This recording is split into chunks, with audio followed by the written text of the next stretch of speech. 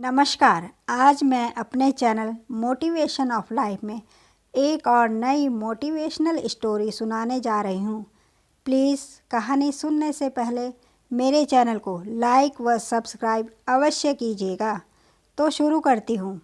एक बार एक गांव में एक महात्मा जी अपने शिष्य के साथ आए।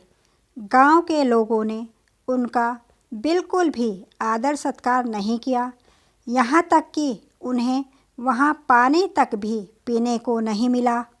हर किसी ने उनका अपमान किया, उन्हें ढोंगी भी कहा। एक ने तो हद ही कर दी। महात्मा जी के पास जो कुछ दान में मिला धन था उसे भी चुरा लिया। जब महात्मा जी ने उनसे बात करनी चाहिए तो गांव वालों ने उन्हें अपने गांव से निकलने को कहा। महात्मा जी दुखी होकर वहां से जाने लगे, लेकिन जाते जाते उन्होंने उस गांव को आशीर्वाद दिया कि वह गांव खूब फले फूले, सभी गांव वाले इतनी तरक्की करें कि कभी उन्हें वहां से जाने की इच्छा न हो, वह हमेशा उसी गांव में रहें। आशीर्वाद देने के बाद महात्मा जी अपने शिष्य के साथ वहां से चले गए। वे दोनों चलते चलते दूसरे गांव में पहुंचे। वहां के लोग बहुत अच्छे व धार्मिक थे। अपने गांव में महात्मा को देखकर तुरंत सब इकट्ठा हो गए। पैर छूकर उनका आशीर्वाद लिया और उनको अतिथि घर में ठहराया। वहां से सब उन्हें बारी बारी अपने घर बुलाते और उनकी खूब आओ भगत करते।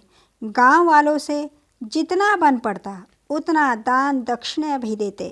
कई दिनों के सेवा सत्कार के बाद महात्मा जी ने गांव वालों से कहा कि उनके चलने का समय हो गया। तो गांव वाले उन्हें रोकने लगे, पर वे उनका धन्यवाद करके गांव से बाहर आ गए।